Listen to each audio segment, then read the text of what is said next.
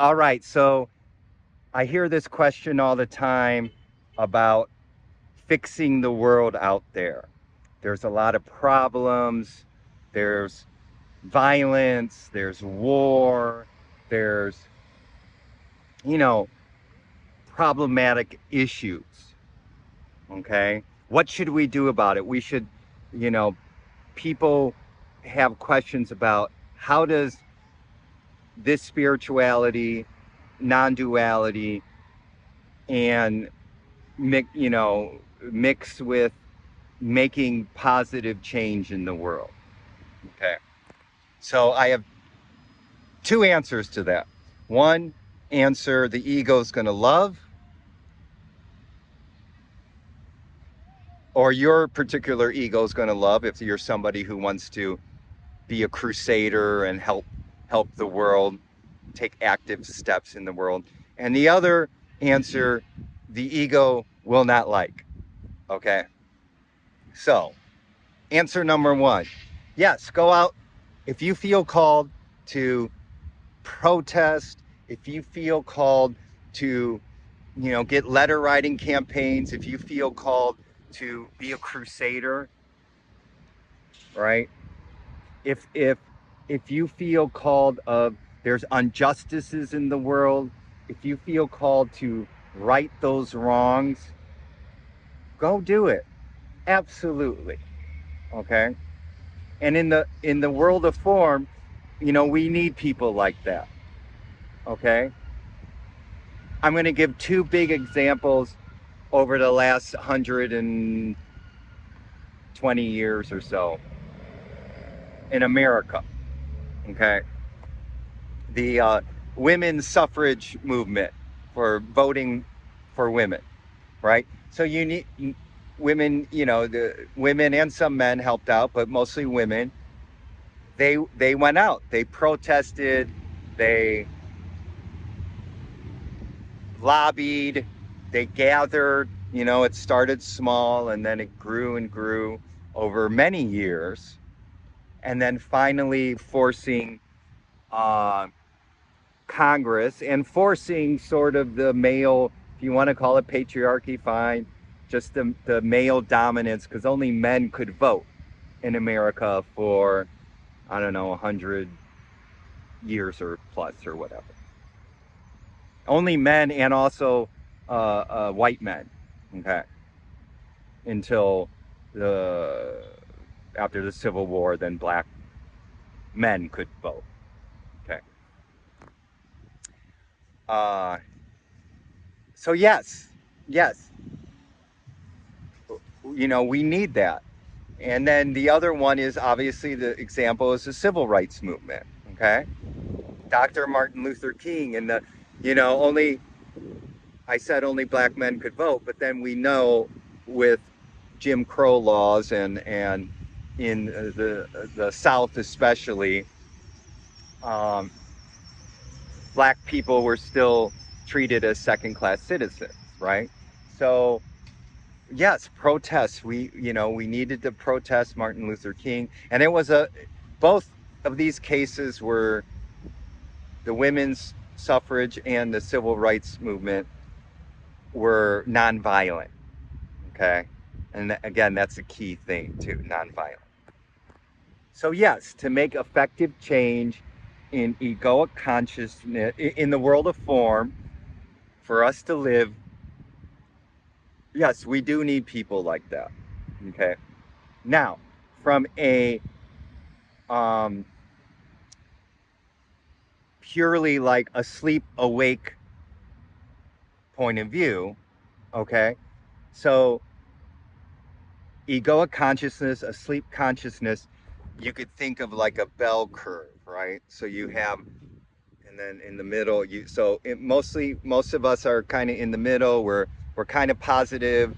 Some of us are good people, but we have negative traits, whatever. And then on the far right side are very good people, very open-hearted, kind people. They want to serve humanity. And on the other hand, on this side is you got the bad people, the violent people, the people who uh, are very egoic mind and violence and enemies, and they're the murderers, rapists, and the dictators, and blah blah blah, right? But every one of them is still asleep, okay? And this is kind of hard for some people to realize. Okay, so I'm talking just about awakening and being asleep. Okay, being caught up in the dream, because there are people in the dream who are benevolent. They're benevolent sleepwalkers. Okay, just like, but they're still asleep. Okay, all right. You got you okay with that? You got that? Okay, does that make sense? And then you have obviously the terrible murderers, dictators who genocide and kill millions of people. They're asleep too, obviously, right?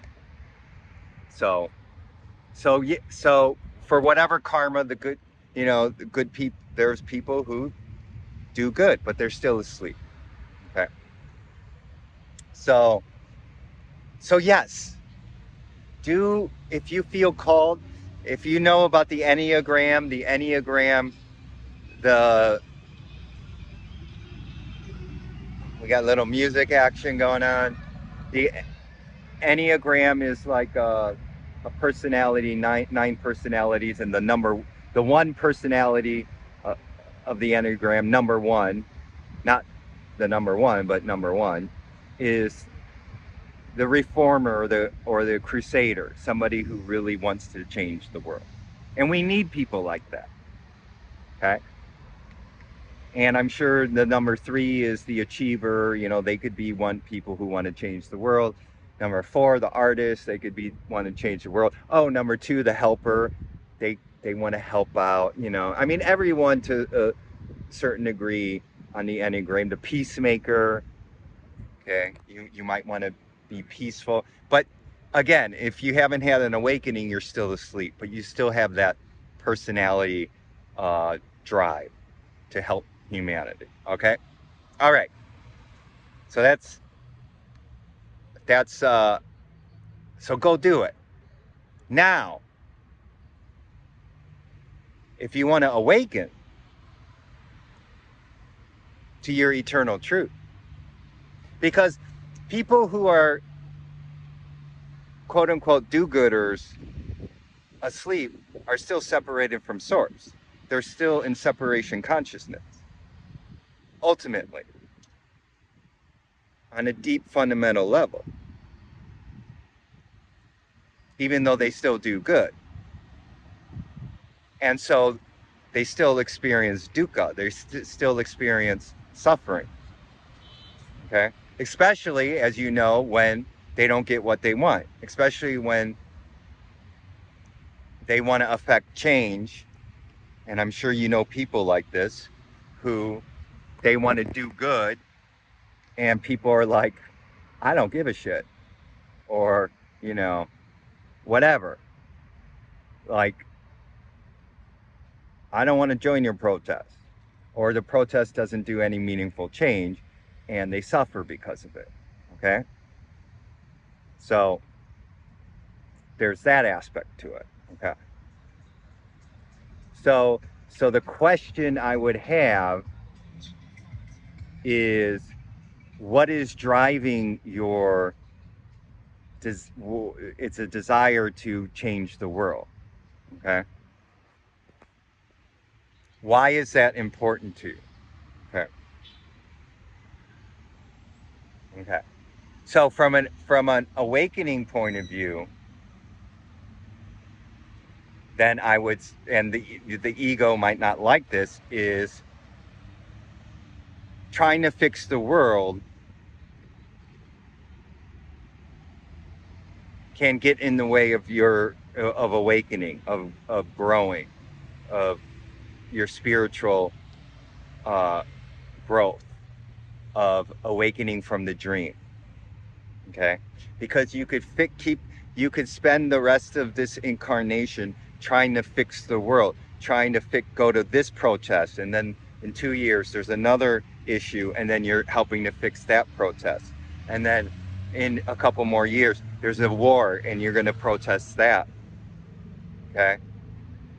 I mean, you look at through, I mean, with egoic consciousness, there's never ending cycle. So there's always going to be fires out there that you're going to constantly try to put out or help fix, right?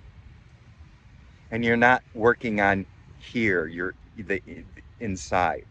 You're not changing your inner world, okay? If Buddha saw all the wars and the uh, in, inequities, he saw all the stuff that people were going through, and people, and usually it's people who are not as powerful, right? He saw the abuse towards, and he wanted to right those wrongs and fix, he wanted to fix the world. He wouldn't have become the Buddha, okay? Which is fixing your inner world first, okay? So the ego might not like that. The ego would be like, no, I gotta fix the outer world, okay? And again, like I said, there is some validity to that. There is some truth to that, such as the examples that I gave, the civil rights movement and the suffrage movement. And, the list goes on. But are you changing what's here inside? Because you can go and you could have anger and hatred to a protest. So you're keeping that energy out there. Just think of like there's personal energy that you have, and if you have, like, say, this much of anger in you, energy, just hypothetical saying, and you keep bringing this anger energy to every protest and every crusade to fix the world, you're adding actually more anger energy into the world, okay, on a collective level, because this is your personal anger energy. And then if you think on a collective level, okay, if I hold my other hand, say on a collective level, up in the ether is this huge amount of anger energy that that's getting tapped into, and you're just adding to it on a collective level, even though you're trying to make the world better, right? You know the phrase, the road to hell is based on good intentions, right? The road to suffering, it is based on good intentions, okay? So for me, I mean, if you're called to fix the world, go do it. But for me, the real work is the inner work, okay? The real work is changing, purifying your what's inside you, okay? Dealing with, healing your shadow, healing your pain bodies, healing your hatred towards the world out there. We all have it. Healing your racism that you have, and intolerance that you have inside you, and we all have it. Okay, don't be like, oh, I don't have any racism in me. Bullshit. We all do. Okay, or have had. Okay, until we purified it. Everybody has division of, it might not be, huge, but we all have been conditioned on one way or another to have intolerance towards some other people, person or people. Okay? Just be honest with yourself. That's how you heal it. And then that's how you heal the world. So when you heal the intolerance that's in you, the hatred, the creating enemies out there, they're wrong, I'm right. So when you heal that energy, it goes down like this in you, and this could take years and years. Like, so when you heal that in you, you are healing that energy. Remember that's in the ether above, like Earth, metaphorically, of the energy of hatred and intolerance. And that energy, when you heal it yourself, that collective energy, when you heal it yourself, you're taking some of that energy out of the collective. And as more and more people do it, there's less and less of that hatred in the ether. Okay, so that's why it's very important for you to heal. Okay, and that's why as more and more people awaken and more people heal those energies of violence and hatred and division and enemies, and it's replaced with unconditional love, with peace, with kindness, with compassion. That's how you create a new earth. That's how a beautiful, peaceful earth emerges. Okay, so to me, that's the true work, because we're going to continue to see, because egoic consciousness is I, me, mine. We're going to go out there. We're going to continue to see the wars, the violence, the hatred, the division, the fill in the blank. Okay, and as we heal in here, and we take that energy off the collective, gets less and less. There's going to be less wars, less violence, less division, less creating enemies out there. Okay, so if you want to heal the world, heal yourself. If you want to fix the world, fix yourself. What's that Gandhi quote? Be the change you want to see in the world. Well, be the change you want to see in the world is changing here inside. Okay, and you got to do the work. You got to do the shadow work. You got to do the pain body work. You got to do it.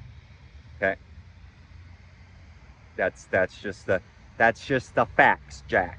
Okay, all right. So hopefully this has been helpful. And yeah, it's wonder. I mean, it's just because then you see the world differently. The world is actually quite beautiful, even though the craziness is out there, because you're peaceful and you just see the world for what it is. That is peaceful and loving, even with all the craziness. And yeah, your heart goes out to the craziness. My heart goes out to these wars and these inequities and these wrongs out there. Okay, but I know, and if I'm called to do something, I'll do it out in the world of form. No problem. Okay, but on a certain level, I know that working on myself and healing is vital to creating a new earth. And that's one of the reasons I do these videos. All right, so hopefully this has been helpful. Love you, and until we meet again next time in the